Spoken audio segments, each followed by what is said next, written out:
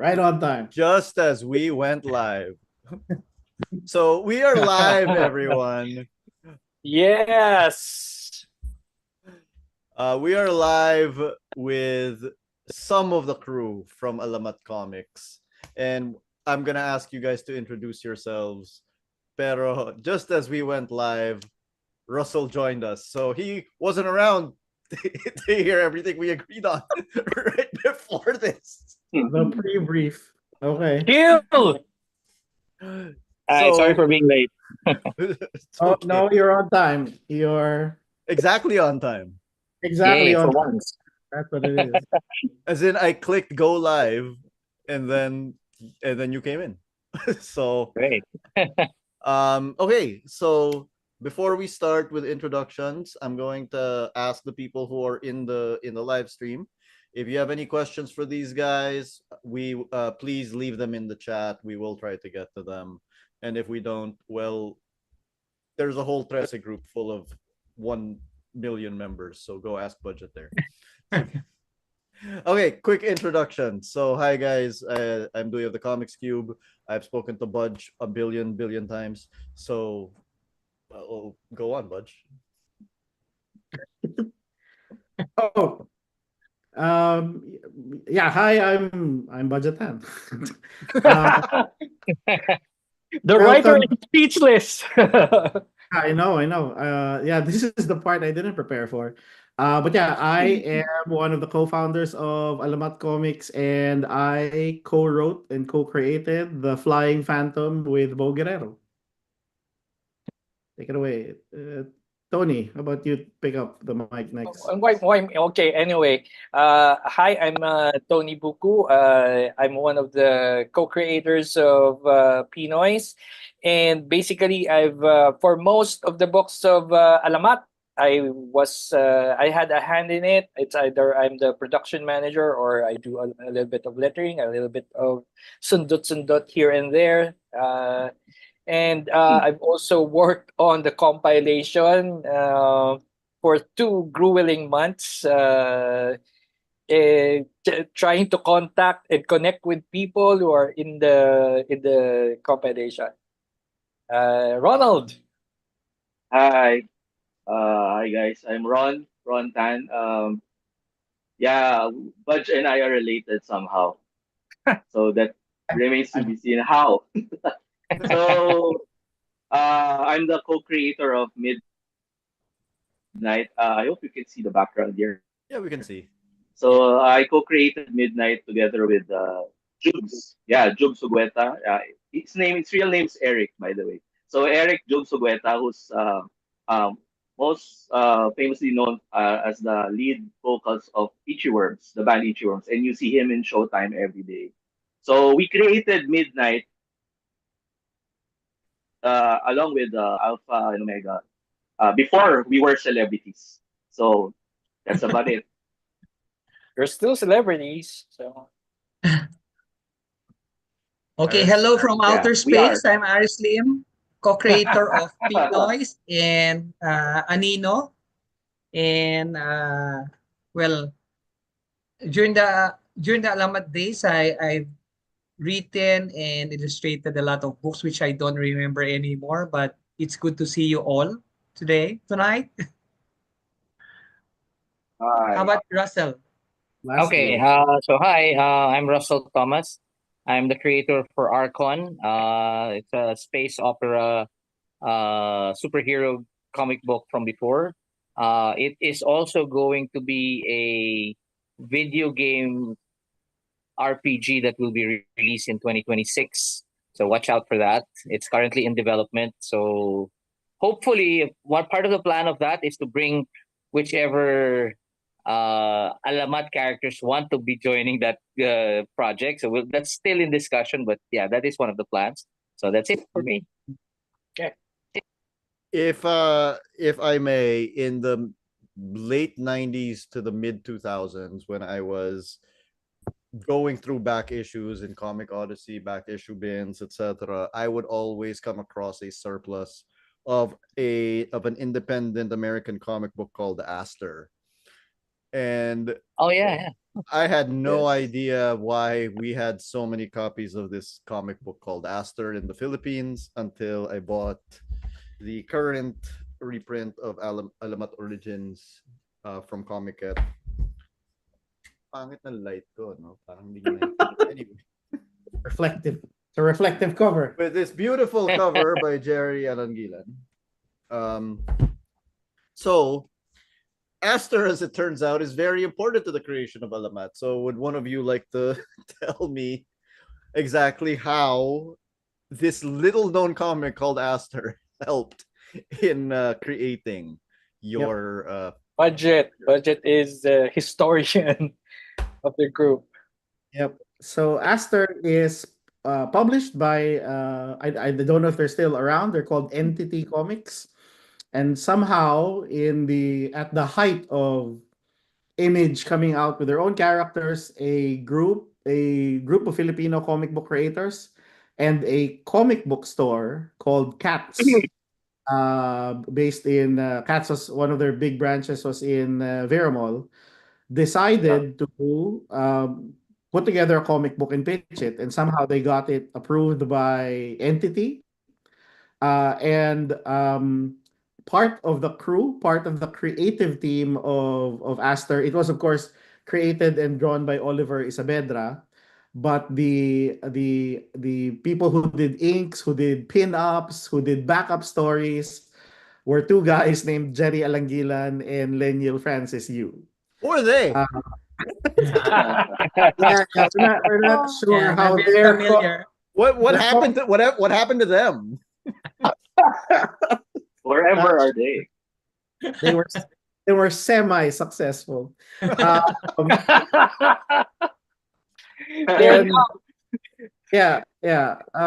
And I think Aster lasted, I don't know, maybe 4 or 5 issues, and I think it was issue 2 or 3 when the publisher was able to get Jay Lee to draw a variant cover.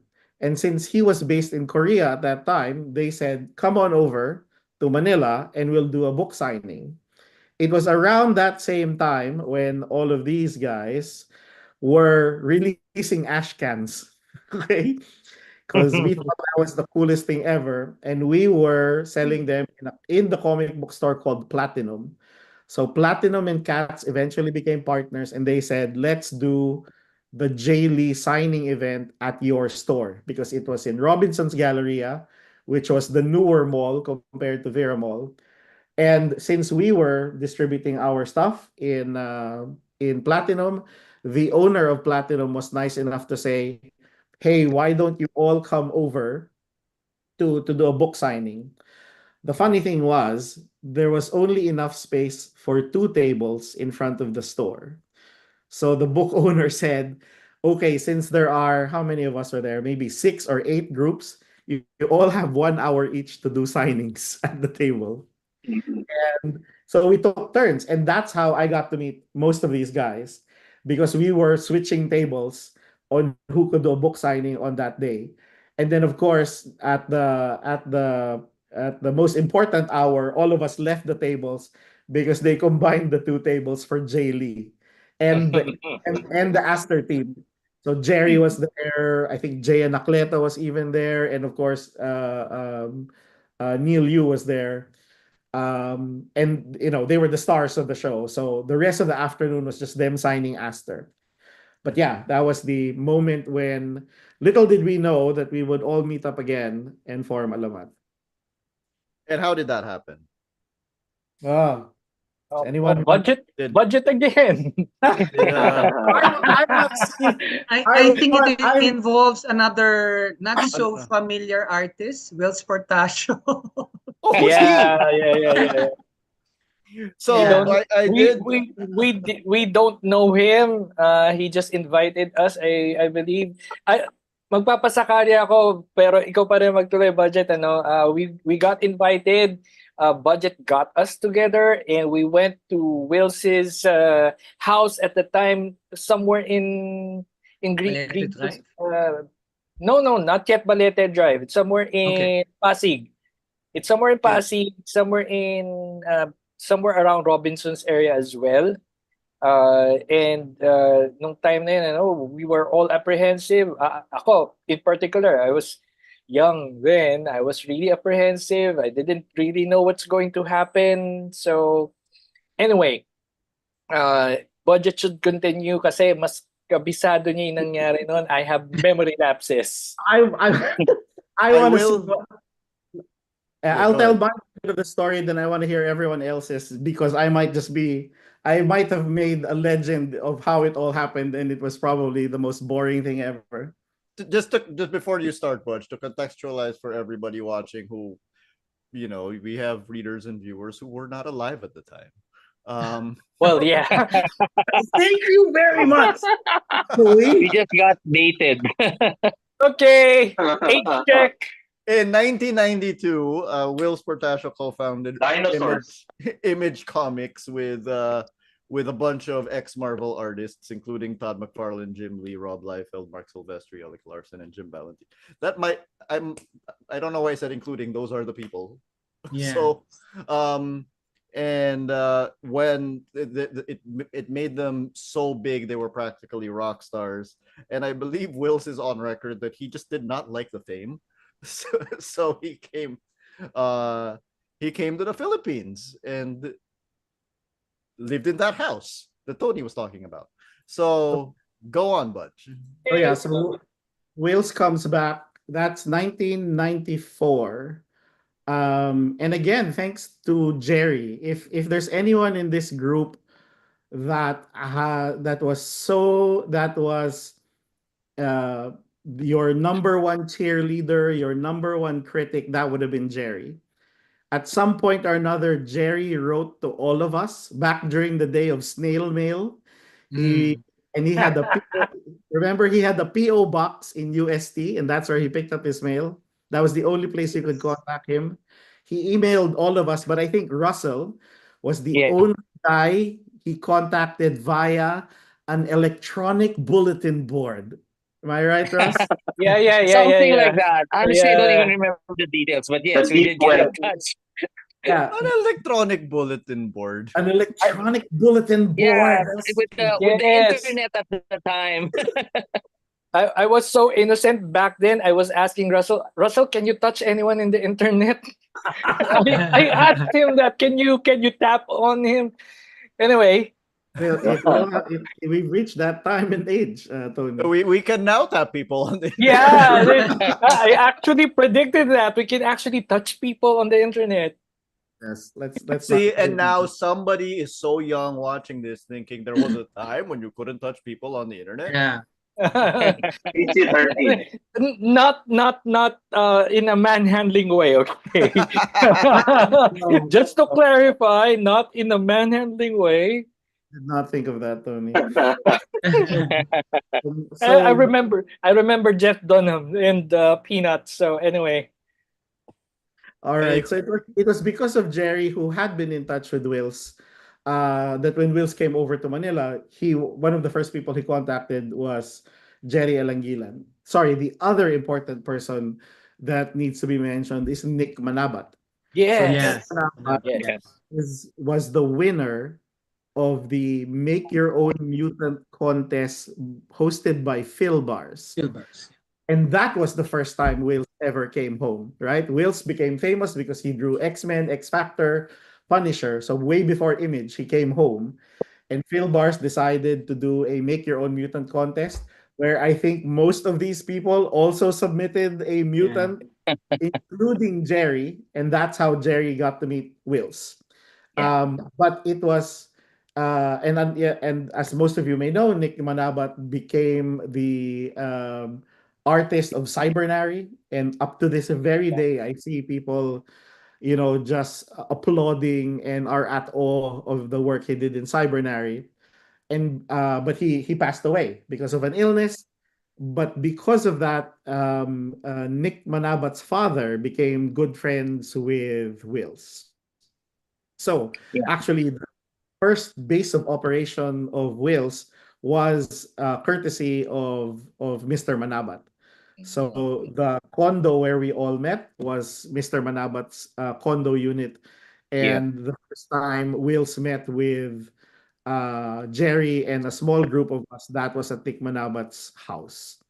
So Wills came home and saw that there were all of these ash cans floating around, and he generally thought of like it reminded him of Image, of like all of these different studios, artists doing things separately.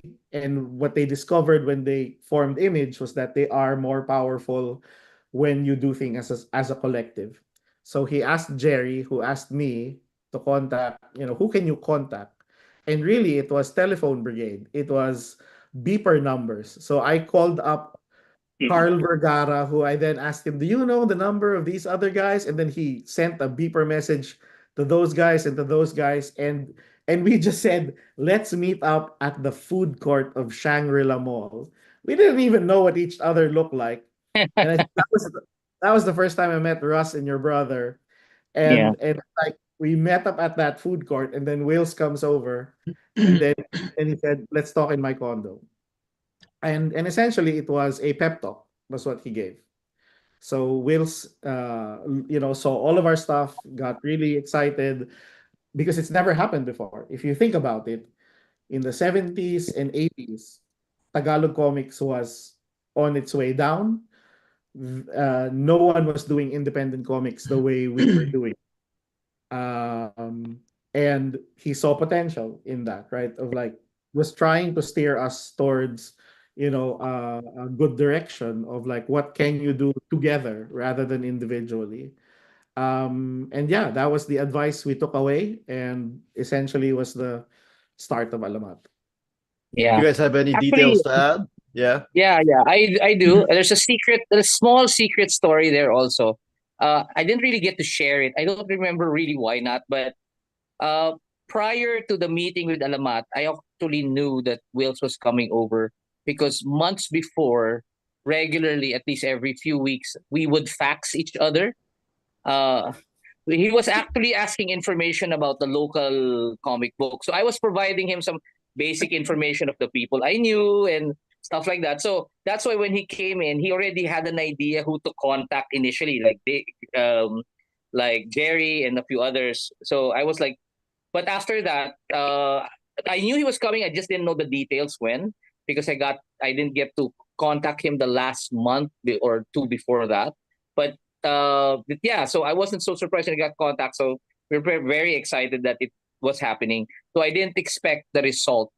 I really did not expect what was going to happen. We were still really young, we were just, for me, it was all just fanboying with him. And that's why I was like, sige, let's say, put an electronic fax, sige, let's send it and then get the response. And I'm so happy already just with that.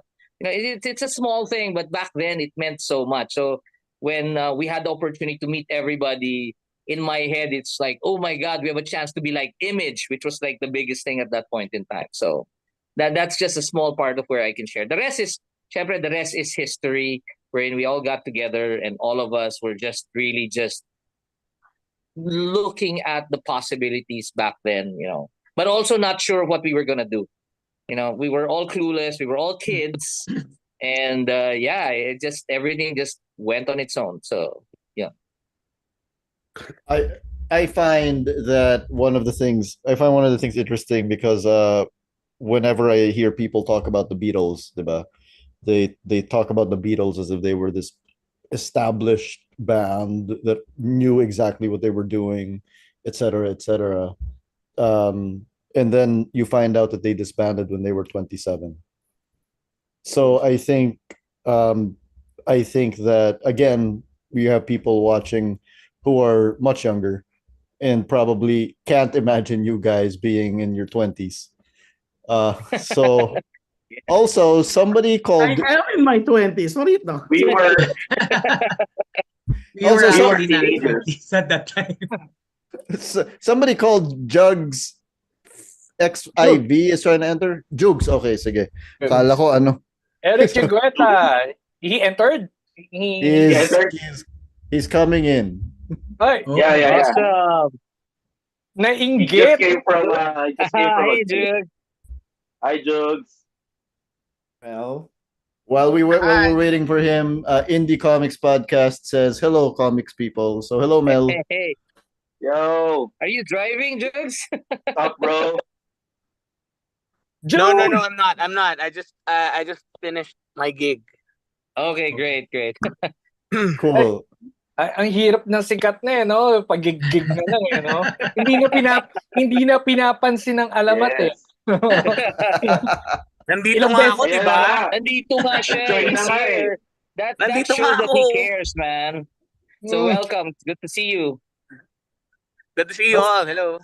basta. Great Jokes, Hey, reunion. these guys were just talking about the first meetup at Will's Portash's condo in 1994. 1994 ba? Or was it 93 and you guys said it? Okay, so oh, wala 1994. pa. They 95? Was it 94? No, I think it was 94 or 95. I'm not sure. Well, 94 is the first 94 is the first release of Flashpoint. Yep. And Now, Flashpoint came in before Alamat was formed. Alamat, Actually, if I remember okay, correctly. so the first Alamat book is Indigo Valley. yep. I think so. Indigo Valley Pinoy is actually Pinoy's, kasi we tried The to flip book. economize. We tried to economize, so one book, two books in one. So Yeah. if you're dyslexic, you can just simply turn it around. Oh, another book. It's funny because I had that book and I thought, wow, these are two completely different books. Yeah, and totally, completely different genres. One is something else. The other is trying to be something else. So Oh no, it Ah. says here the condo meeting was in November of 1994. yeah. So Okay. were you guys all there? I was Yeah, there. Aris was. I was I there. remember Aris. Aris was there. Jugs and Rontan came a little bit later, when we already formed Powerhouse. That was I think a year after the meeting, a year or so after the meeting. Yes. Yeah, we were in grade 2 during that time. Grade 3. Grade 3. You tend to So, Jones. ganun kayo katagal na grade 2 at grade 3?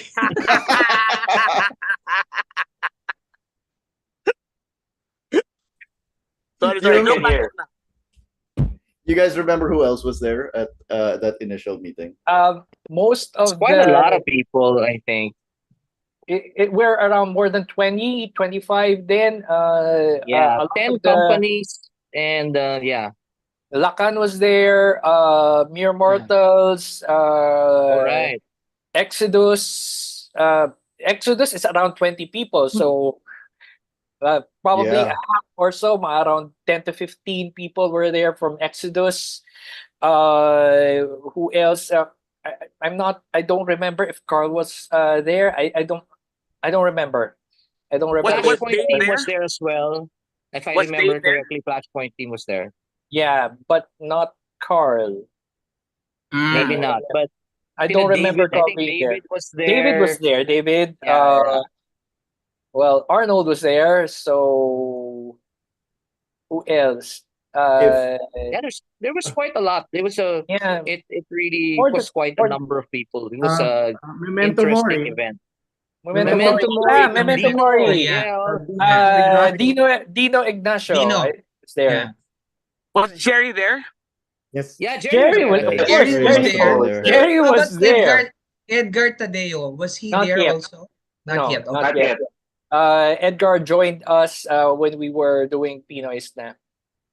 You know, if we had smartphones back then, somebody would have taken a selfie and we would be able to tell. It's really too bad nobody took a picture and faxed it to the other guys. Yeah. Fact.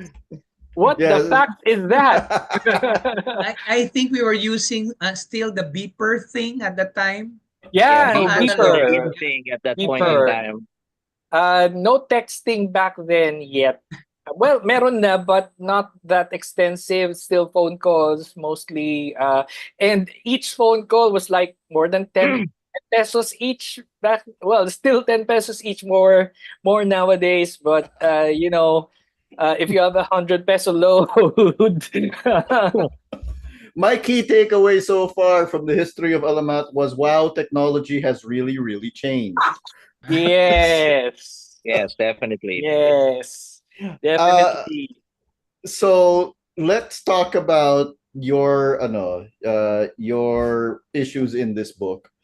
So this has, from the back cover, it says the first and sometimes only issues of 17 titles released by the Alamat Comics Group in the 90s. Of course, there is actually a full graphic novel in here, so there's it's not just the first issues of something. Um, and so let's talk about yours first, and then you can talk about the other books that were made. So, Tony, you want to start? Well, okay. Why am I suddenly okay? Kasi ikaw yung nasa left ko eh dito. Ikaw yung nasa pinakaunang ko sa grid. Okay. Well, okay.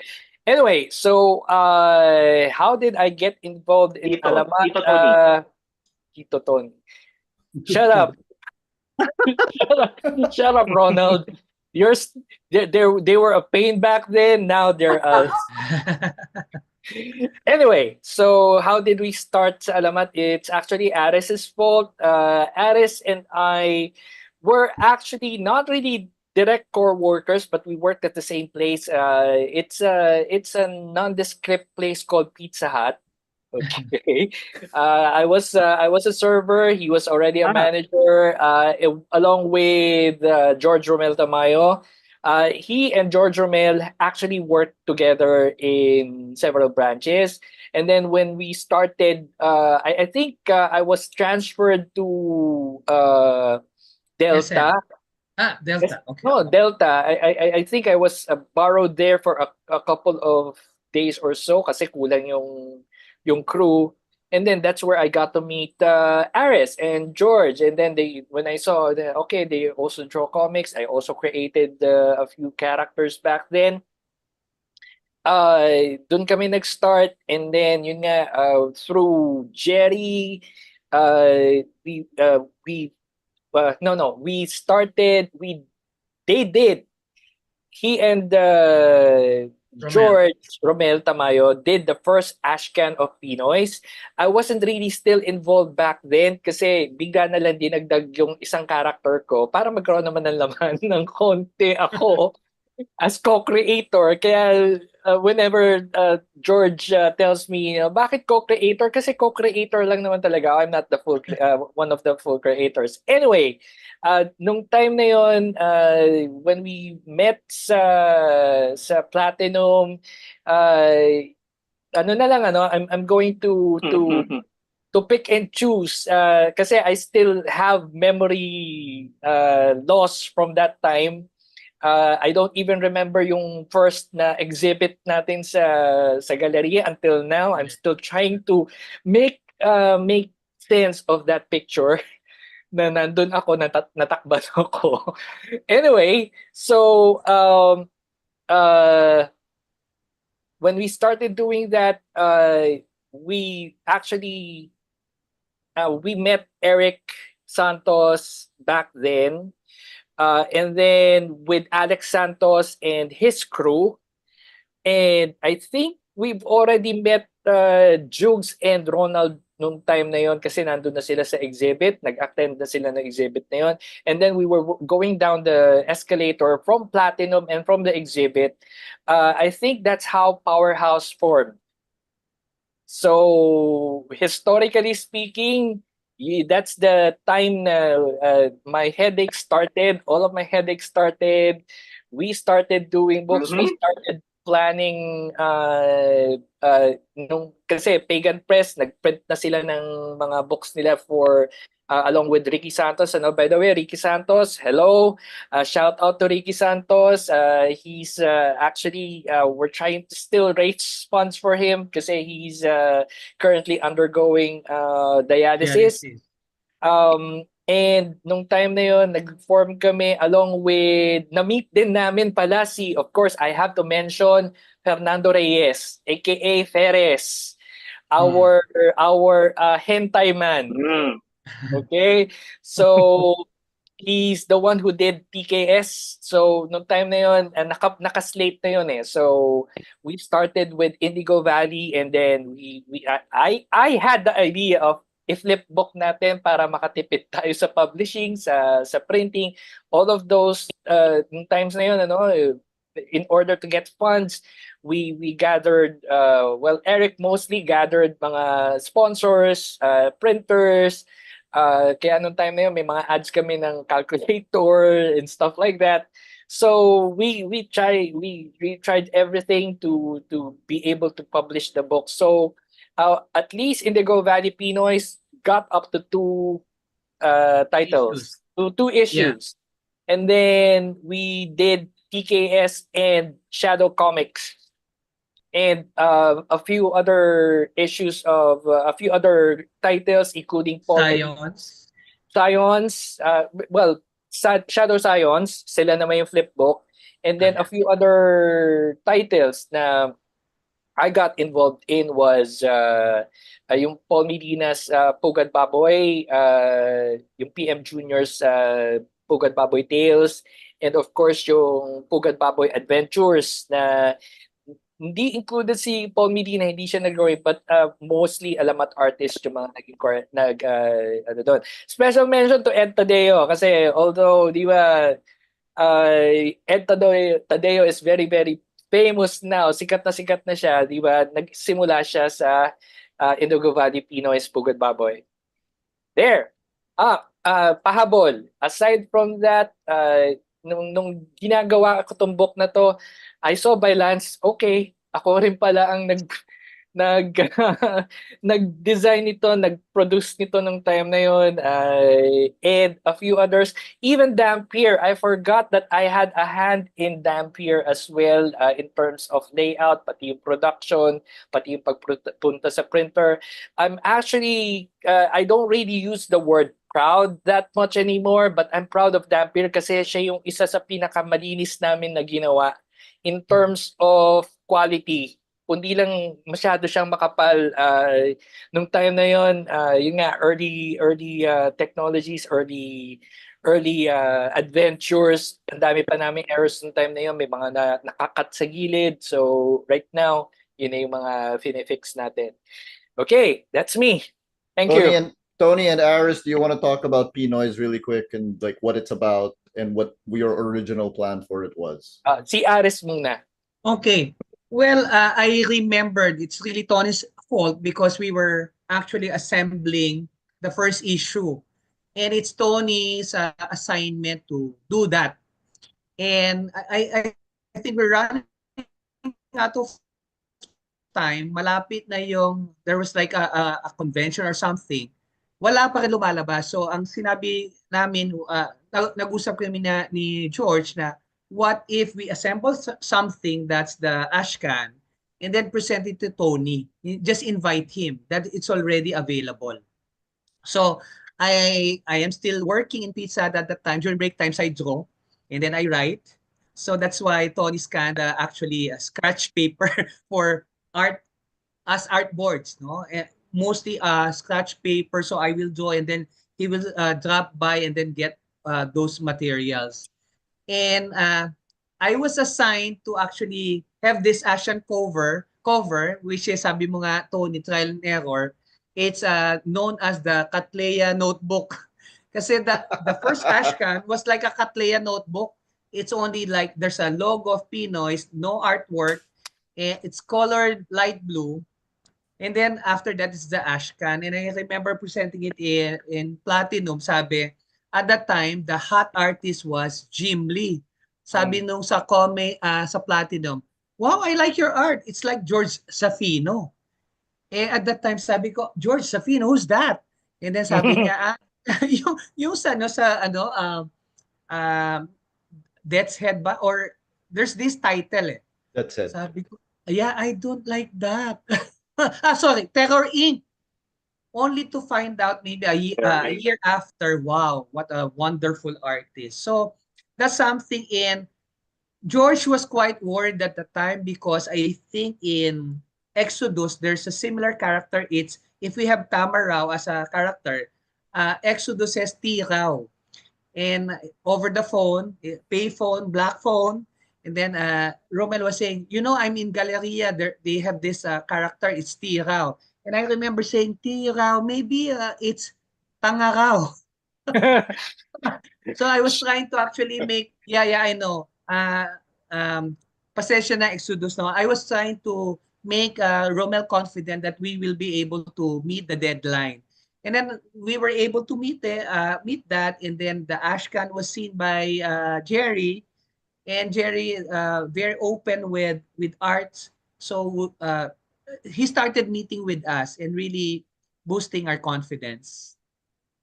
That's it. Now, Yeah. to add lang yung kinukwento ni Ares, the things that he has been the things he remember, I don't. Okay? So I don't remember all those stuff. So it's good that now medyo nare-recall ko na yung mga nangyayari ng konti So what I added sa Pinoys kasi nung time na yon, all male ang Pinoys. So I suggested, no, I actually insisted, let's make one of the twins a female. So doon na born yung splitter twins, doon na born na create si Yuan tsaka si Marika, which is supposedly in Japanese dapat Mariko. But we insisted Marika is okay for at least Japanese na Maria. So, ayun, naging girl sila. Tapos I also introduced one of my characters, si Red. My favorite color back then, si Red. And the rest is history. Aris even mentioned that Red is our Wolverine kasi hindi si Tizoy eh. Si Tizoy is more, si Red kasi, the Nightcrawler si Tizoy. Si Daluyong, siya yung pinaka-flash namin, but it's a different kind of flash because he is really flashy. Mayabang, kapampangan. Okay, si Casey Dalusong. And then I added si Red, our mysterious guy. We don't know anything about him. Nobody knows anything about him, not even I. Okay, so that's how Pinoys was actually born. It's pretty clear reading Pinoys, no, that there was a very, very clear X-Men influence. Yes. Specifically Jim Lee. And also, I'm just gonna say that there are so many newscaster panels in this book, in this whole book. Not my fault. Not my fault. That you can really tell people were reading Spawn. Yeah. I mean, but if you think about it, was Miller started it with Dark Knight Returns, and then McFarlane just made it in every issue there's like a newscaster with a block of copy next to it. And yeah, I noticed that too, of like when I was reading through it again, it's like we even like Archon, which is set in the future. Yeah. We still have that also. Yeah. Question: did anyone ever read the newscast things from Spawn? Because I didn't. Yeah. I did. I reread my Spawn, I think, just 2 months ago. 1 to 20, up to Grant Morrison's run. Yeah. Okay. Sige. Okay. Sige. So we're talking about an X-Men influence, X-Men, Pinoys, etc. So let's move on to Midnight run. Ay, Ron and Jude. Ron. Na frozen si Ron. He's frozen. And I think Jugs is still here, but also not here. I'm not sure. Biglang na-drop na si Jugs. Sige. So, Okay. sige, let's... Russell, ikaw muna. Okay, sige. So, yeah. We started Archon, I think it was 94, maybe, when we started the idea of building it and doing it. And then we like I think that was the same thing. We tried to get to that we tried to finish our Ashcan specifically for that event. Where we all got to display it the first time. That's when we all met. And for us, our idea there was we wanted Arcon to. We had a vision for Arcon at that point. And even up to now, like syempre, I've always been technologically more focused also, even in production. So our idea there was, because what inspired us to go for it also was basically Flashpoint. Kasi the Flashpoint guys are all my barkada. We were all close. We were all role-playing buddies. So when I saw like David and Sina Alex all doing this while kasi we would all be together during every weekends having our D&D games or role-playing games. And mostly it all happened at our house. So we would know about it. So the year that they were producing it, it inspired us to do our own. So me and my brother decided we want to do our own comic book. So that's when we started putting it together. I had to look for an artist, and I found one, Joseph Pouts, who was also the cousin of one of my role-playing buddies also. And that's how we formed the team. Now, for those who don't know much about Archon, Archon means Assistance Response Contingent and Hazard Overseer Network. So yeah, it took me some time to actually think about that name. And then the concept of it is it's basically a space opera, a superhero space opera.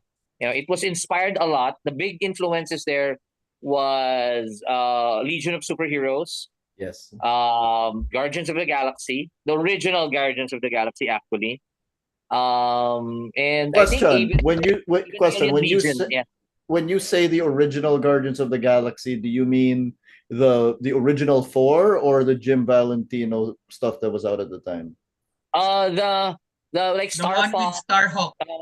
Parallax and all the other Yondu, like Martinex. I think, those guys. Yeah. And then there's also a very strong influence from the Legion of Superheroes. That was a very strong influence talaga. Especially the Keith Giffen one really, really 5 years inspired later. me. Yeah. It encourages to switch our original ideas and try to go towards that direction. And then so we started working on it, and eventually we got to the point that we got to make it different. So we decided, since I was very much into computers already at that point, so we decided we wanted to be different in that we wanted to do computer colored. So it was really the first computer colored comic book that was released locally from the Philippines. And then at that point, we decided to shop for a publisher, a local publisher, and we got lucky. We presented to Mega Magazine, and they actually supported us. At least initially, they agreed to fund it. So not only did we print it in full color, it was digitally colored, and then it was also internationally. It was printed internationally, actually. And then we actually, since we printed internationally and Mega also had distribution already, Archon actually got distributed internationally already on its release. I don't know if we ever sold anything, but it was released, I think, in several countries outside of the Philippines. So I guess that might have been the first international local comic book also at that time. We were also the first, technically one of the first web comics, because I was already online and in 1995, 96. So but could you touch people on the internet? I was the first to touch people on the internet. Yeah. There. Yeah. So I have to take that credit. I'm the one who mentioned. Yes, you are the one. Sorry. So no problem. So so that's what we decided to do. We got published and then we released it in 96, if I'm not mistaken. We were able to produce two issues actually, but we only got to release one. But we actually had stories much further kasi our writer then, the writer who was helping us really was David Hontiveros, and of course everybody knows how much of a genius he is in terms of writing. So Prolific. we had a plan already. We had issues planned up to issue 27. So, but we never got. We only produced 2. It was a 4-issue series, sana. But since we didn't get to do well with so much with the first product, we did not get to produce the second book anymore at that point in time. And then, but regardless, it paved the way for us. And but now, several years later, uh, because I've gone through life doing all this stuff in technology, in gaming, uh, as a game developer now. Kasi syempre telling stories is part of what I really enjoyed. So the next step for me was to actually tell the stories in games. In fact, the biggest game that we produced was called Grey Walkers. It was actually a graphic novel I was trying to produce. Actually, I asked Budget to be one of the writers for that. We planned it initially, but it did not push through. But eventually, that idea resurfaced when I was in gaming already, and I decided, yeah, let me, instead of telling a story on the paper, let me tell the story in a game scenario. So we created an RPG, which we will re-release. The Grey Walkers, we will release that next year. But then Archon, since we created our own game engine, we are now able to produce RPGs faster. So we're coming out with a turn-based RPG based on Archon, but connected to all the possible. The way we set it up was it allows us to connect to all the other universes that are part of Alamat for those who are willing to join in. I have a storyline for it to make it all work. Basically, it's a multiversal story, and since everybody's familiar with that now, it shouldn't be too much of a hard sell anymore. Budge. So that's We were something talking we're about looking this. at moving forward. That's something we're looking at moving forward, and hopefully, once it solidifies, we should be able to produce that product faster. Yeah. Are you So looking that's for it a about release Archon. on? Are you looking for a release on which platforms? Our target is all platforms. Initially, it will be on PC, but then we've already part of the planning right now also includes it to be released on console and mobile as well. Nice. So, Nice. but the console will probably come in maybe a year after the PC release because it will depend on how the mobile and the PC version will do. Yeah. Congratulations. Good luck. Jugs, are you Thank okay you, to thank you. tell your story? I have forgotten 95% of it. But but seriously, I know we were so ahead of our time, no? Grabe. Yeah, I yeah. don't even know how we were able to pull it off. We didn't have the internet back then. How did we how did we meet every week? Gee, di ba? Yeah.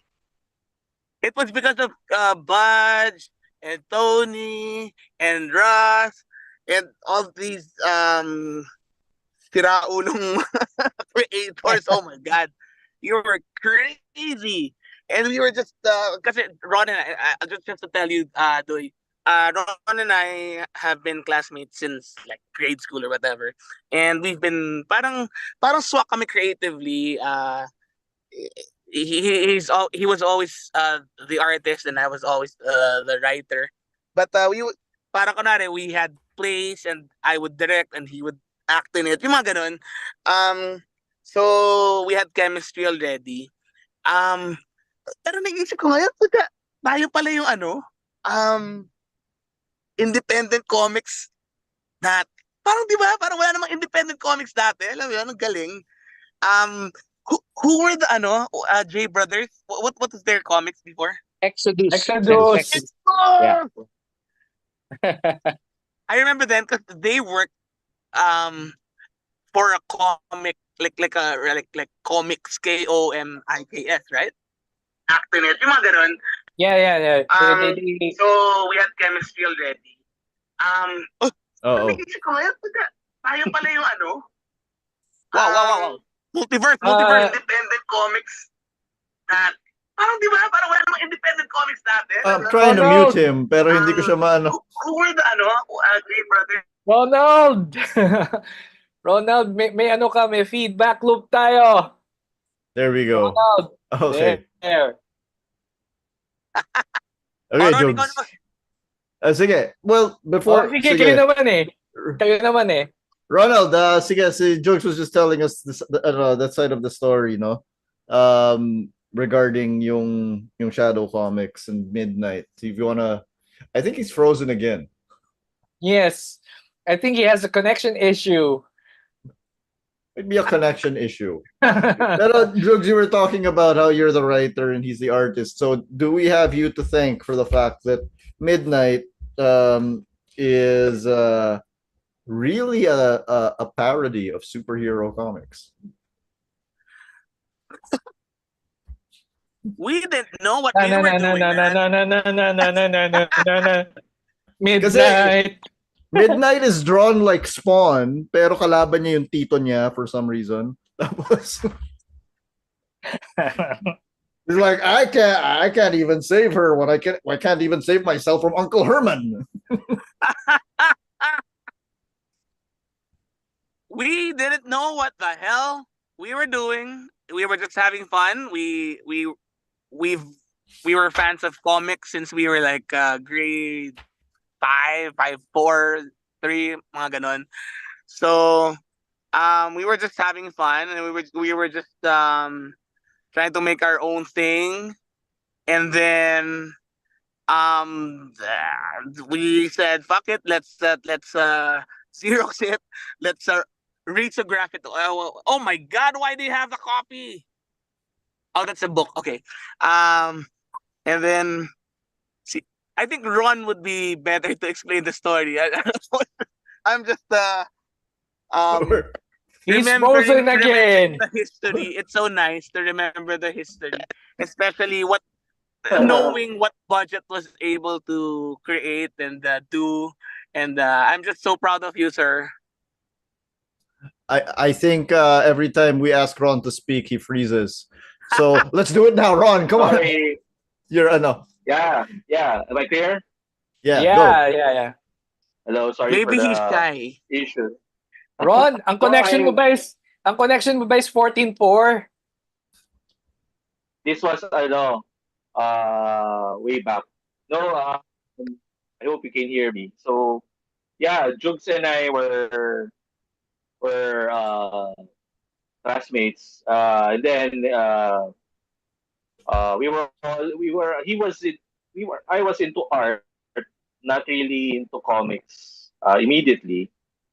So one day, Jugs, we were friends, but we were classmates. But Jugs approached me, "Hey Ron, let's do a comic." So I didn't know that it was possible. So yeah, one thing led to another. We created Midnight. We created the character. We created the script. So we made fun of superheroes. We were fans. We were huge fans of Image comics, of course. So Jukes came up with the name Midnight. So somewhere along there, so we put the history or the origin. Like he's a knight. He saves people, but he saves girls like that. But he has like the humor of Spider-Man. But he wants to be Batman in his story, in his life. He wants to be Batman.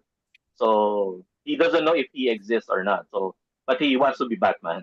So there, but he chose to be like really colorful and all that.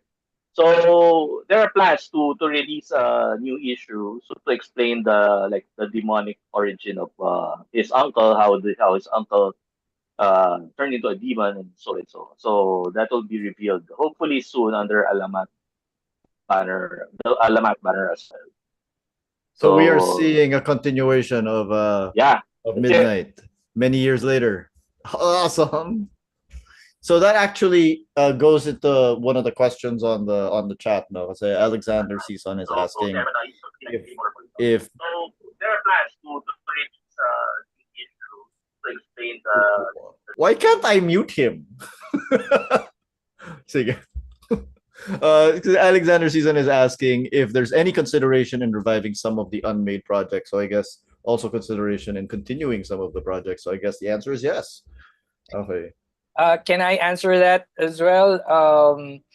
When we were being interviewed first time during the launch sa podium, uh, people were already a few people were already asking that kung meron bang continuation. Same question. 1, 2 issues lang. Is there any plan? Are there any plans to conclude this stuff?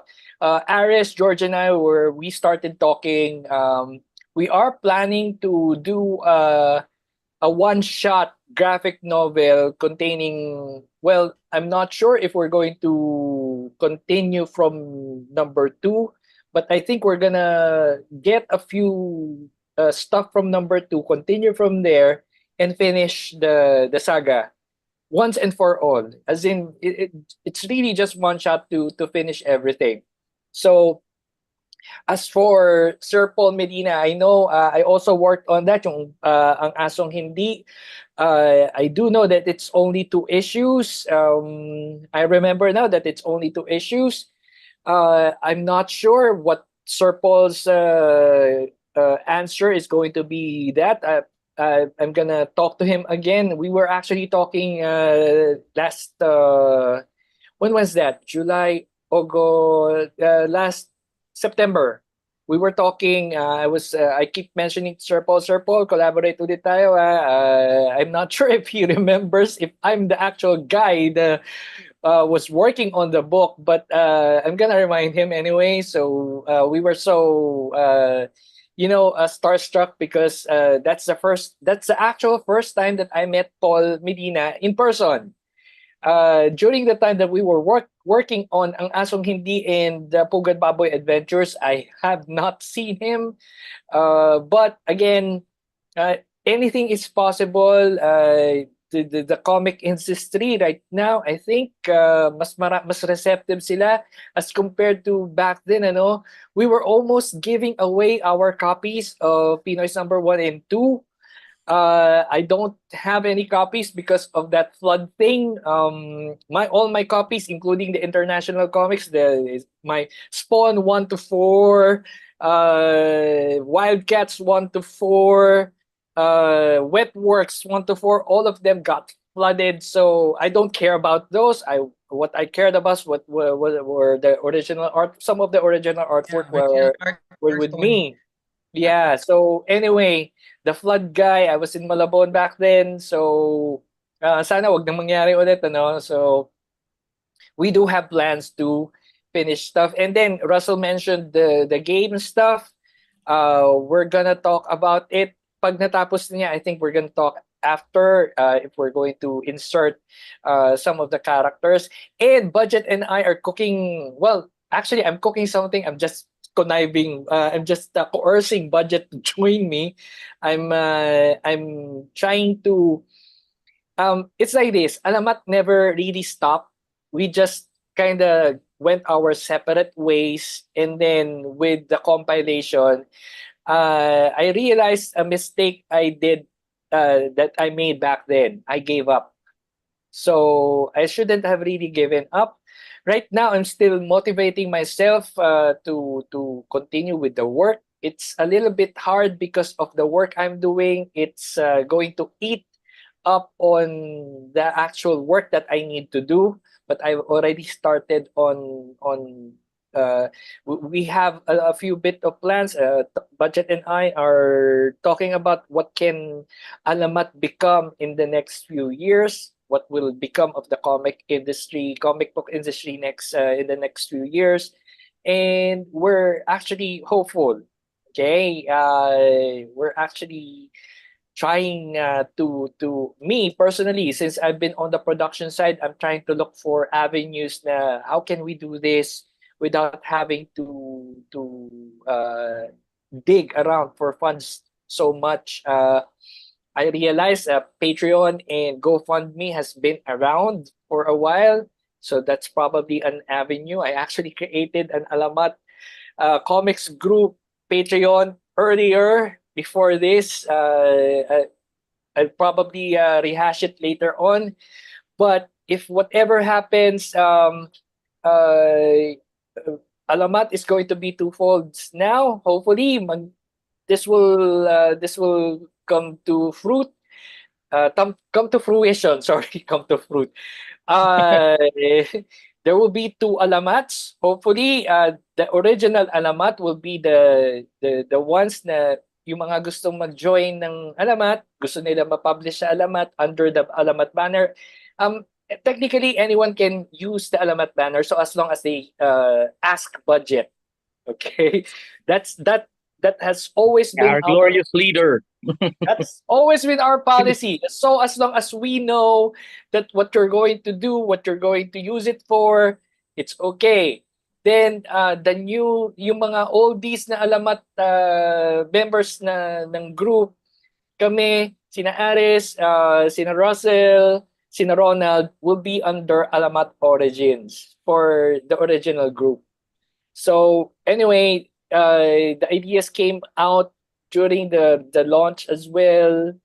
I am actually working on a storyline that will tie up everything from the old and the new. Sabi ni Russell, multiverse. Kaya ako nangiti kanina and I called out budget kasi budget, eto tayo pala may original na multiverse dito sa Philippines because of all our we did not really consider back then that Alamat was a multiverse. So what the hell it is. So anyway, hopefully by next year things will start to pan out by the time of Comiket July. So yung peak off next year, sana maka-release tayo kahit isa. Aris has a plan. Aris. Yeah, I don't plan to continue Pinoys because for me, it's something political. I remembered creating Pinoys at that time when the Philippines is actually, we have the 1896 album, Lea Salonga won her Tony, we have a new president, but now I don't feel the fire anymore because I think we went back to from the start. We started with this and then look at us now. So I might as well come up with something new. Maybe Tony be part of the new projects rather than Pinoys. No. Your son, Quasar. Yeah, my son is doing a graphic novel for his school presentation this coming March. So I'm helping him out. It's more of like a high school life thing. But basically what I'm cooking right now is more on like something that will deal with magic. Maybe I will continue Anino and basically put some magic spin on it rather than just a ninja type of character. But Pinoys, I would rather have Tony and Rommel continue with it. Yeah, he mentioned that the last time. So kami na magtatapos ng Pinoys. Although si Rommel has been silent the past few weeks. Anyway, mag-uusap kami ulit yan after this. O nga pala, I think the reason why you were interviewing us today. I was gonna say yes. Yes. You guys have a signing at Pascomicat on Sunday, December 8th. Yes. Oh. It's actually a talk as well. I'm not sure budget. Will you be here by that time? By December 8th? Wala pa si budget. I think Romel will be there. Aris, will you be there this Sunday? We'll try because I'm in like a cancer support group. So I'm doing that right now. So I'll try. Our planning will end at 5. So hopefully there's something I can still catch up. Okay. Yeah, I might try to drop by then, Trevor. If you're going to drop by, please drop by before 4. Before 4, kasi 5 o'clock yung talk. Yeah. As long as it's not morning, it's fine. So anyway, on my end, just to add, there are some new projects also coming from us in terms of comic books. There is a plan. Well, we're in the early discussions of a plan for a one-shot for Archon. Drawn by Kajo Baldissimo. We've been actually discussing it, but initially I was supposed to write. Guy's everywhere. Yeah, he's everywhere. And then Kajo is also was planning to write it and do his own one shot. And then again, right now he got busy, so I'm probably gonna write it again, and he's still gonna do the art. We're planning to do a Kickstarter for it, but we're still in the initial stages. But there is a plan, so hopefully we can actually get it done, in the next year at least, and see how that goes. In addition, uh, we are planning a well. Right now, we're already trying to write it. We're producing comic books for each of the games that we're making right now, and we're still putting things together. But that is our plan now. That even before we release our games, we will be releasing comic books to build the lore and to build the the knowledge about the IP, and then we will build the community around it even before the products are released. So I think that's also one of the things I will be suggesting actually to the group is we will be assisting now in building a community for Alamat, not just from the point of view of us being creators, but we want to create our own, basically create a community, a bigger idea where we bring in all the creators, but under where we can guide also the next generation of comic book artists. So this is one of the plans I've been putting together. It's not yet official because we've not really sat down with other Alamat members about it. This is just a lot of ideas being gestated, and with everything that happened with Origins, nga, my desire to get back fully into the comic book industry has been reawakened. So I've in fact, that's why I decided to make the video game also, was again because of that desire na I want to get back into it. And this was the best way I could think of moving forward. And yeah, hopefully this will open the avenue, bring more people to Alamat, bring people to comic books, at least in the Philippine aspect. The goal kasi there is to get the idea of it out there, well known, more known internationally. And we hope that through our publishers and through our distribution, we'll be able to get it known. Kasi right now also, I haven't mentioned it to them, but um, I've opened up an office in Shanghai already. So introducing our comic books to China is one of the things I'm looking at also, because our plan is to bring products from the Philippines into China and back and forth as well. Yeah. So that's it too. Again, if you people are just joining us, which I mean, why are you just joining us now? We're talking about Alamat Origins and with some of the crew of Alamat, and we do have a signing on Pascomiket on December 8th at 5 p.m. Mega Mall, Mega Trade Hall. Okay. So far we've seen that at least 3 of these properties will continue in one way or another. Many years later, 30 years later, because just the printing of this book by Comic Cat has reawakened a lot of spirit. When I picked up this book, I expected to see a lot of comics influenced by what was popular at the time. So Image, X-Men, Spider-Man, Spawn, etc. I did not really expect that one of those things would be a comic that was inspired by the Blackhawks and Sergeant Rock. So, and the Rocketeer. I guess I should have expected the Rocketeer. So, Budge, can you talk to me about nakalimutan ko na yung pangalan. The Flying Phantom. I was gonna say the Flying Bowman because it was Bo Guerrero. Bo Guerrero. So, Yeah, I think you mentioned all of the influences. Flying Phantom is our tribute to Indiana Jones and the Rocketeer, and I guess it also goes to show how we were so influenced by American comics and American, pop culture back then, right? And that, the great thing that all of these other guys did was that they at least found a way to infuse something Pinoy about it. Me and Bo were still on that heady space of like, we're gonna do our own Steven Spielberg film, our George Lucas film, right? And truth be told, it started out as a uh, Bo and his friends just watched The Rocketeer, and that's where the entire inspiration came from. But we really wanted to just find a hero to in every episode he'll just have to punch Nazis over and over again, right?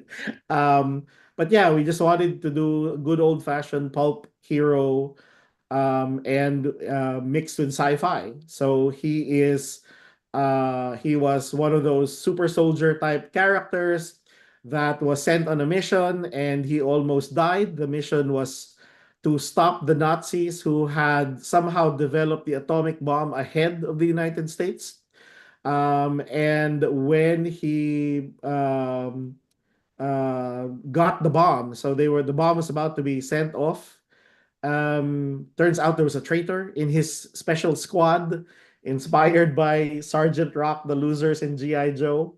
Um, and so because of that traitor, he had to crash the plane into the sea. Very much Captain like America. very much like see, we are so original. Very So much ahead of our time, yeah. absolutely, absolutely original, right? The big twist there was that when he crashed the plane and the atomic bomb was about to explode, an alien comes upon him. And what will later, which we never got to tell the story of, turns out because the atomic bomb exploded in the presence of the alien and our super soldier dude, they merged into one body and turning him into a flying phantom. So he always needs to wear the suit because it had irradiated his body and he can never ever step out of that suit. A lot like Wildfire from Legion of Superheroes, mixed with Hellboy. Firestone.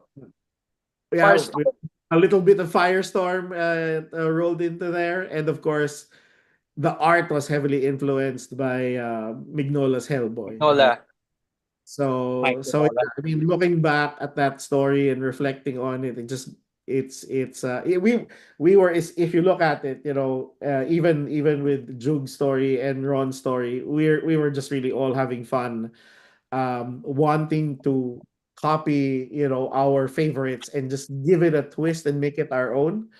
But yeah, I think that's the you can sense that energy right down to the newscasters that appear every in every other issue. The influence was so heavy. I mean, even like what do you call this? If you look at Dino Ignacio's Tower of Misunderstanding, that's a whole lot of Dave McKeon, influence there. And when he first showed us that book, we said, "Wow, how did you do this?" He said, "It's called Photoshop."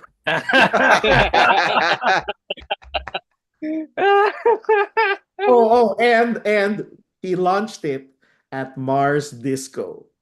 Do any of the kids out there still remember Mars Oh Disco? my God, yeah. So, so Do that any of you kids out there remember Mars Disco? You can let us know in the chat as well as give us any questions that you have for these guys. ano na ba Mars Disco ngayon? Parang guardhouse na lang yata siya ngayon. But I mean, the mere and again going back to Jugs was like saying, I can't believe we got to do that. We were launching comic books in Club Dread, in Mayrix. We launched it in the consortium. Consortium would stage these raves in secret locations around the city, and we got invited to them. We got to launch. We had our comic book artwork at NU 107 Rock Awards. Right. So it really felt like we were riding that wave of something new back in the 90s. And That is what I wanted to talk about and ask about because this was a very, very unique mix of comics and music. So for There's a very everyone strong who's too influence young, there. so everyone who's too young to remember, Judge Dredd and Mayrix Yeah. are bars where rock bands play. Yeah. Oh, okay. Or were bars. yeah, 70s bistro is still open. Yes, bistro is still open. So what brought that about, and what was that energy like? And Ace reminds that you also launched comics at the River Maya album launch. That's right. We were in because Wills drew the album cover, the cassette, the artwork for the cassette. cover. Yeah, Kasi I wala worked nang on that admin. also actually. That's right. That's absolutely right. Yeah, maybe the guys can talk more about it. But yeah, I think it, and again, I think the book is co-edited by Karen Kunovich, who Yes. is was super instrumental in getting us into those events. Of like, she was the one that organized events in Club Dread and said, "Hey, do you want to put your artwork on display in Club Dread?" And that just started the ball rolling into getting invited to other places. So, and Karen, of course, is what do you call this? Was the first and only prose book that was published under the Alamat banner, which was her Yeah, on the uh, verge. Yeah. book, which compiled her essays throughout the years, and it had artwork from all of these guys. But yeah, so I mean, yeah, Yeah. maybe the guys can talk about what it was like during that time. Yeah. With your question about how that happened, it's really, I think it really was Karen that brought the rock and roll scene to us and brought us Yes. more like brought us into the rock and roll scene. It was her her being a super fan of our group that made her that made us that those opportunities to become part of that scene, and it really built everything around us. It gave us opportunities to work with MTV, even Channel V, and a lot of other music oriented opportunities.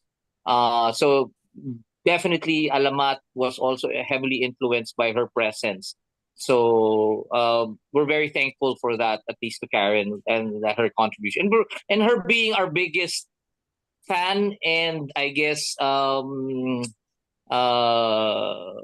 basically our biggest fan and speaker for us as well, I guess. Yeah. What was that energy like for you guys? Like, what was that? Did that feed into what you were doing when it came to comics? And also, do you have any funny stories from that time? Funny stories. I think Well, there's too many, but I can't focus on one. As for the energy, definitely it made us feel cooler than we actually were at those ages. yeah. And I think it's just natural because I believe at the time Francis M was still around, so he's Mm. Yes. also a comic Mm-mm. book fan and creator, as well as Michael V. That's why being there in Club Dread, it's like the energy was so ecstatic, and seeing our artworks there on the wall, it was really fun, and also knowing that the the the singers also like the artworks. I wanted to ask you guys about a couple of people that aren't on this call on they aren't on this live stream, but they are all over this book. And I know we've already gone like an hour and 20 minutes, so I just wanted to go really quickly and ask you guys about what it was like to work with Dave Hontiveros, who is in 4 stories in this book. Not just Like, for.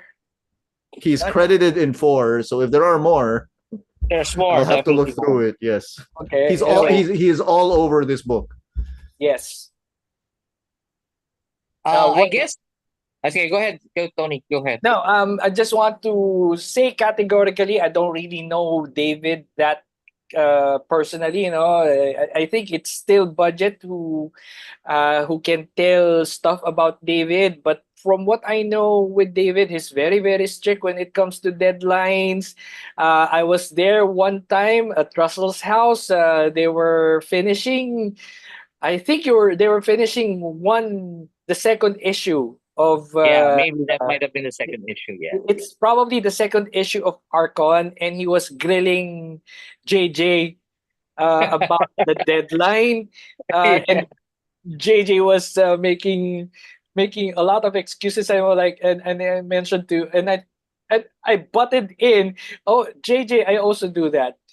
What? I backed. I backed off.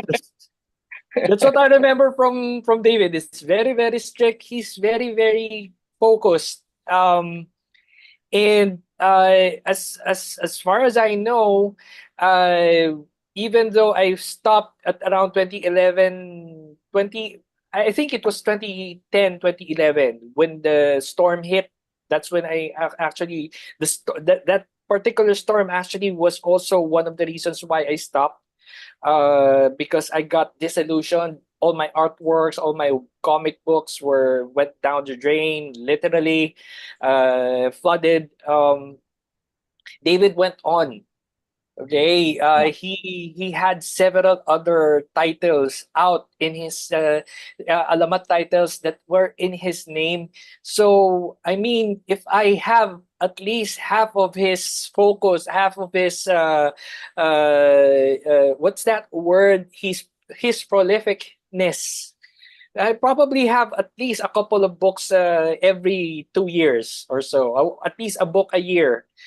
But David, he has a lot of ideas. He can write a storm. Dampier alone is already, come on. He wrote Dampier. That alone is credit enough for the guy's propensity in writing and creativity. There, Yeah. that's what I know about David. So I'm the last person who knows him, but that's what I know. yeah. Dampier takes up this much of the book, by the way. Yes, one. He's one fourth of the book actually. Yeah. Yeah. David is really great. I would say, like, I've known him for since he was in college. We were role playing buddies. And he would always spend every weekend at our house. And I got the pleasure of living through many of his stories as a as a game master. So we would run through these stories. We have played members of the X-Men, or he has a comic book, a book called group called the Renegades, which was written by, basically the story came from us playing, or mostly the other groups. And he's simply a genius when it comes to writing. There's no other way to put it. Um, he's a perfectionist when it comes to his work, but but that all comes out to something much better, because he believes in doing the best story that he can make. And what makes it so, I've always been envious of how great he was in writing, because he can come up with these stories just like that, and at the same time, if he actually takes time to Build. to even focus on it more, and he'll create even something greater, you know. And I've just been very lucky to have experienced a lot of these stories, not just on the comic book, but also on his on our role playing experience. So I wish we would. One of my dreams and hopes actually is if we can lure him back to start Yeah. writing for Alamat again, and turn his stories into comic books. So I hope he gets to listen to this, and somehow we can convince him to start writing again for us. Aris, Ronald, anything about David? I really don't know David that much, so I don't have any story about David. How about you, Ronald?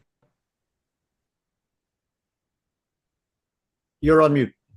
You're on mute, Ron. Ron. Yeah. Okay. Good. Yeah. We were only high school students back then, so we had limited interaction with David. But even with that limited interaction, the one thing I could remember was because kami yung pinakamakulit talaga. Just ask Tito Tony. Tito Tony would know. So kami talaga yung makulit, and even though how serious David was, even though how serious David was, he would always laugh. We would always make him laugh. Kasi nga kami yung pinakamakulit ni Jugs. So that was our very limited talaga. But moving forward, David, I believe, also wrote one of our books, yung Tattooed, that was inspired naman by Ash, Joe Quesada's Ash. But I believe David had correct me if I'm wrong, guys, but I believe he had a hand in writing that talaga. So, yun. Okay. I think my last full question is gonna be, I said I wanted to talk about two people who aren't on this call, and so one was David. The other one is Jerry. Alan Gilan, Yeah. whose art graces the cover of the book. No? So this is from Timawa with David, actually. O nga, no? Sige. Well, with Jerry, so in regards to Jerry, again, we met him very early on. He actually did the inking on our comic book, and at least helped us with the inking, and he also did some pinup art for us. And then we met him very early on. I think even yeah, we met him before Alamat was formed. So we got to work with him, talk to him a lot, and we were just so lucky that we got a chance to work with him during that time with Archon. So he's simply again like David and Jerry. These are the best of us. You know, they were the best of who we were at the time. Kumbaga, for us, we were still starting out. These guys were already at that level where they could be. They were already professionals in their own right.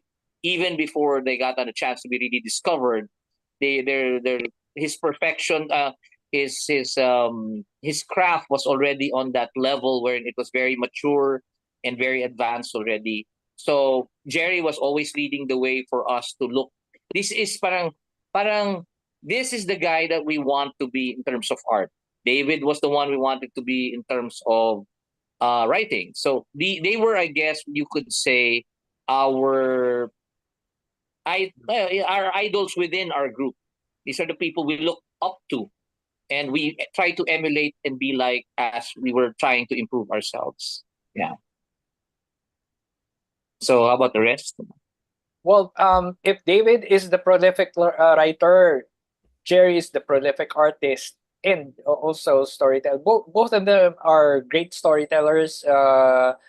Especially si Jerry, kahit na he's not really after the the making money stuff. Well, even us back then, we weren't really after making money. We just wanted to do our stuff, But Jerry and David, they are the ones that they keep churning out these materials out of nowhere, as it were. If I had half of their talents, again, I mentioned I'd probably get at least 10% of their output. But again, Jerry is he's very talented. He can switch from pencils to writing to inking Inking. in an instant. And the thing about Jerry I remember most is how do you ink stuff? Whereas the other artists, they will have special pens, they will have calligraphic pens and brushes. What do you use to ink your stuff? Tech pen. Okay, he was using tech pen. He was using Unipin. Those things na you wouldn't really imagine if you're trying to get into the industry. Dapat meron kang ganitong gamit. Cherry, he will use anything. Just like Aris, si Aris, he will draw on anything. He will draw on a napkin. He will draw on scratch paper. Yung ano ba yung tawag natin? Yung placemat sa Pizza Hut. Ang dami niyang drawings before. I noticed before that.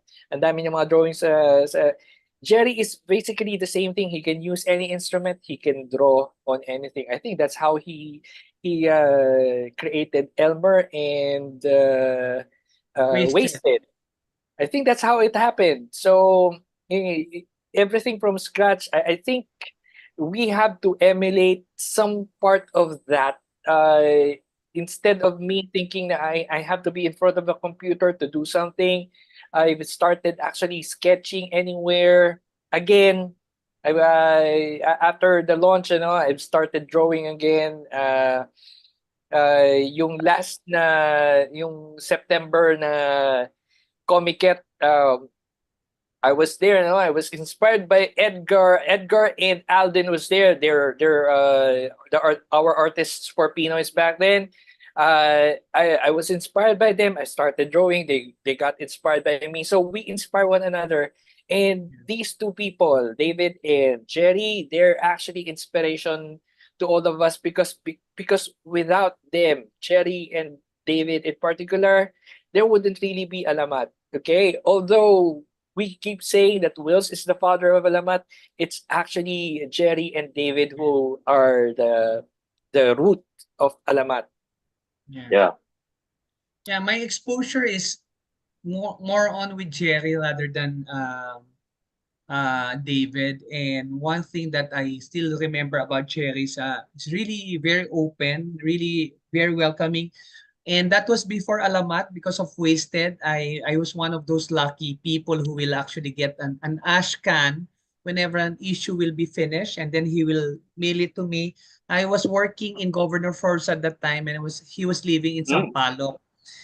In the cover of that anthology, he actually explained it to me that he took a picture of LRT and then started drawing. I think it took him 2 weeks just to finish that artwork. And one thing that the reason why we bonded was because I was asking about Wasted. I said, Jerry, it's like a love letter. And at that time, I was also heartbroken because of a similar incident. I think Ah, that was actually I I our know that. connection. I know ah, that. I remember that. Yeah, so that's why my exposures it's mostly with Jerry, and he would visit me in the store, and then I would hang out in his place and will borrow comics from him. Yeah. can I go? Yeah. I'm looking at a fan art of let's see, of Jerry. Actually, without Jerry, me and Jokes would not even be part of Alamat. We would not even know that there was an Alamat. So the Ashcan goes like that. We sell it in Green Hills, but we didn't know there was Alamat. We actually, Jukes and I actually thought that why are we even doing this? There are professionals doing it, and we're just a couple of high school kids. Then one day through by a snail mail, Jerry wrote to us. So I'm gonna read it a little part of it, okay, so that we have a history of it. It was Feb something 95. That's what he said. He said, "Guys, I was just doing pages for Wasted number 4 when I got the urge to go to Philbar's Pitan. Well, I got your Ashcat and Shadow One or Shadow Comics. I had fun reading them." He quoted, "It can't be, Uncle Herman." He said, "Geez, you guys crack me up. And to think you're just in high school. God, I wish I thought of doing this kind of thing when I was in high school." So right then and there, we were really inspired. So in the letter he even drew a version of Midnight. So after that, we were shocked because how could he be laughing at Midnight? It wasn't even supposed to be comedy, but Jukes and I were thinking, why did he find it funny? And he said, without meaning, what? It's the thing that He said, without, it's unintentionally funny. You were trying to be serious, but you're a joker, so I know. Yeah. And because I was really inspired by Jim Carrey, so maybe it came off through that. I don't know. So he said, without meaning to, you guys write a very funny comic book. I mean, with lines like this. He said, it's quiet. It has to be. It's nightfall. And then Jukes and I translated it. It basically translated tahimik, syempre, gabi. So parang after that, we took it upon ourselves na sige na, Jukes, gawin na lang natin to comedy. Pagtawanan na lang natin yung mga superheroes and etc. So, yun, that's how it went. So, Jerry invited us to the Alamat was established na doon sa Galleria. And then invited us to the exhibit. So, syempre, bata pa kami, hindi pa namin si Tito Tony lang talaga yung tumatatak sa amin eh.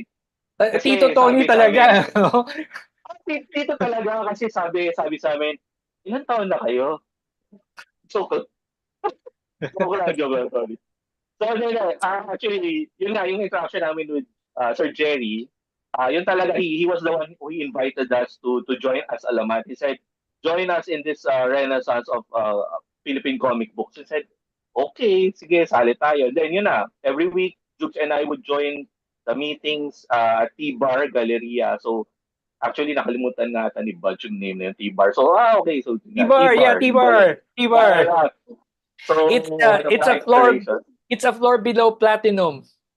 Yes, tagong-tago yung bar na tahimik. So, yun, every week we would, it's like Jerry was the one pushing us na, sige po kayo dyan, makinig kayo, ganyan. So, talagang very mentor-like talaga sa amin si Sir Jerry.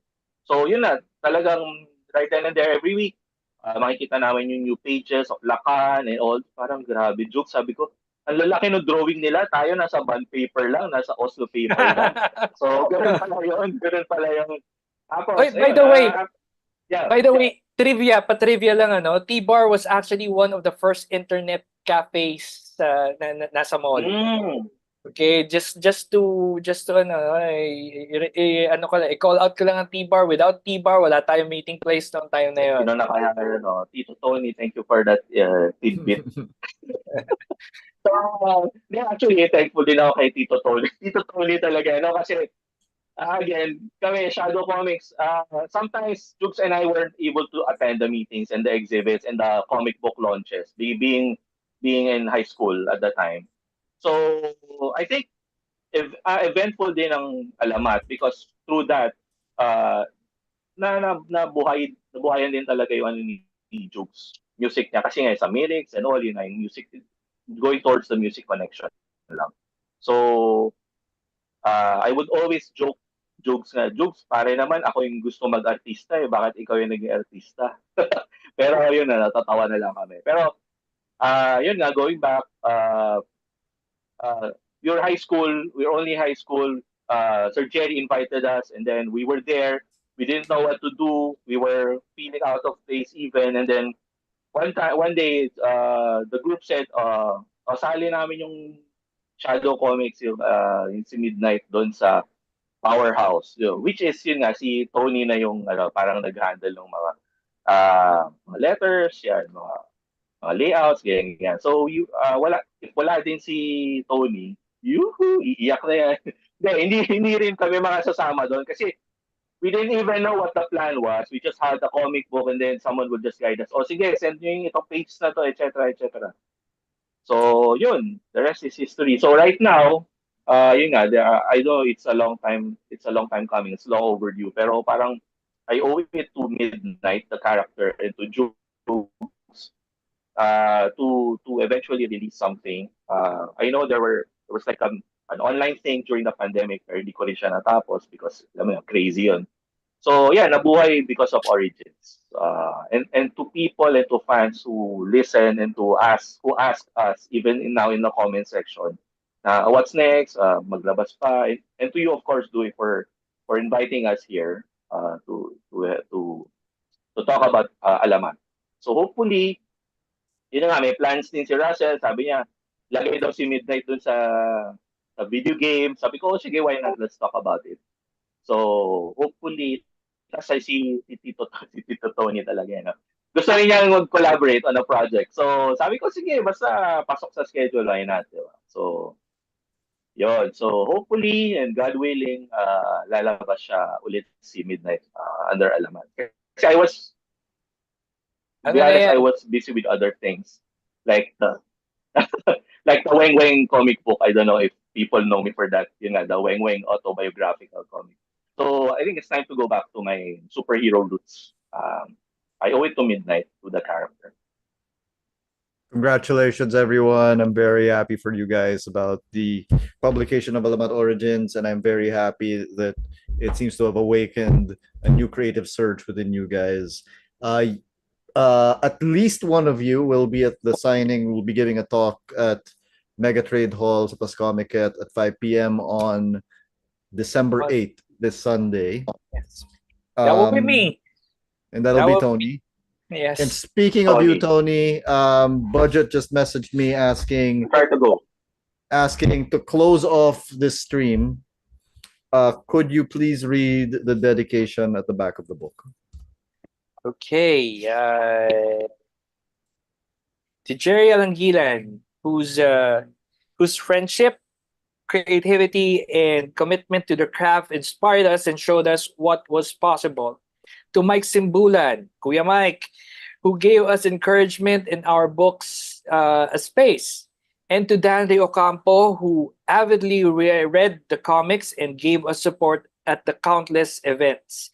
Alamat wouldn't be here, wouldn't be where it is without you. Also, we would like to thank Jello Franco and Miko Angeles. They were the ones who lent us yung copies ng books nila. It's so amazing that these people have copies of books that I have had in producing, and I don't even have a copy. So, thank you very much, everyone, and everyone who have stayed with us sa talk. Salamat si Miss sino ba to? Si Motsi, si Alexander Season, si Ace, and si Matoko-chan, Anto Baleta. Sige, thank you very much sa inyo. At saka si Ron Tan. Si Ron Tan. Ay, tsaka si Matanglawin. Thank natin sila. By the way, yung code name ko, by the way, is Matanglawin. Ako yun. So, ako lang yung sumagot dun sa question ni Alexander. Again, thank you very much, Duy, Mr. Duy Tano. Thank you. Thank you, Alamat. Before now, I haven't heard of you. Forgive me. I've been out of circulation. I've now seen just recently seen your channel, and I've subscribed now. So at least I can watch the other videos. So you're the one new subscriber I have today. Yes, the single one subscriber. Tony will donate also to your channel. Donate what? Donate to what? I'm the one who needs a donation now kasi we have at least three books in the pipeline. By the way, can we promote Sir Duy? Go ahead, promote it. Okay, promote. We will be working on, hopefully by next year, before Comic Gets pick off, mailo-launch namin yung continuation and conclusion ng Pinoy Saga. Sana matapos namin, sana makakuha ng enough pondo, sana makakuha ng enough writers and artists. Kung may mga gustong mag-volunteer ng artists, volunteer muna kasi wala pa tayong datong. I'll do one page. One page lang? Hindi ba kaya 4 pages? The shadows. In the 4 shadows. pages. 4 pages tapos shadows pa. I'll give you a silhouette. We'll need all the splash. Splash page. Splash page, tapos nakahiga isang tao. Yeah. Ano yun that's a comic book industry trick. Splash page, isang image. Connect ko lang, Tito Tony, connect ko lang. There are plans also. Fingers crossed, hindi pa siya super final, pero come FCBD, Free Comic Book Day, a major comic book shop, di ko muna babanggitin, an LCS wants to publish an Alamat FCBD title. Okay, so, sige. Hopefully, some of the unpublished stories and installations would be released there. We already have one. I think napag-usapan na natin before yan. So yeah. I think we need to talk about that kasi production time natin. March 1 ang Free Comic Book Day, di ba? Yeah. So First Saturday in March. First Saturday in March. So dapat dyan naumpisahan na natin. Anyway, if they already have materials, we're talking production na yun. Pasensya na Sir Duy, yun yung mindset ko production. So yung at least yung naging result, even if I did leave comic books behind, it's not really too far away kasi yun yung naging craft ko sa production, print production, graphic design, so it's not really that too far off. I've actually done a few comic books na hindi serialized, yung for projects sa mga advertising ganyan, so I've done a little bit of that. We've actually done comic book. I've actually done a comic book with Ricky Santos, Indigo Valley style, and it's a documentary for a cement company. Okay, so unfortunately, wala na rin yung files nun, ano? So anyway, looking forward sana to at least finalizing and finishing Pinoy's in particular, and sana matapos din itong yung pinaka magiging pilot book, yung pinaka ano ba tawag doon? Flagship book ng Alamat Origins. Not Shadow Comics, not Midnight. But again, ipapasok na natin sa pipeline yan. First two, Aris, ano ba balak mo sa project ni Quark? Alamat? Pwede. Quark. Sorry, not Quark. Quasar. Quasar. Quark Henares, anak ni Atom. Sa anak ko kasi it's a school project. It's going to be presented on March. Okay. So but March 10. when I say presented, ano na yon, printed na lettered and everything. So it's Okay, actually sige. yeah. Pwede nating ipasok yun as an Alamat grassroots project, di ba? Okay, So I anyway. don't know. Check it out first. Okay. Sige. Okay, to follow all that up, I will buy you a little bit of time and tell you that FCBD is in May. Sorry. Okay. In May, sorry. Okay. Not It's in March. May. Tito Tony, Yeah. advance. I thought it was It will moved. give you May yun eh. months. Or Saturday in May pala, tama. M kasi. Before midnight. Sige. Si Ron na nagsabi sa akin na March so his fault. Para advance ka, di ba? Para matapos mo lahat yung production mo.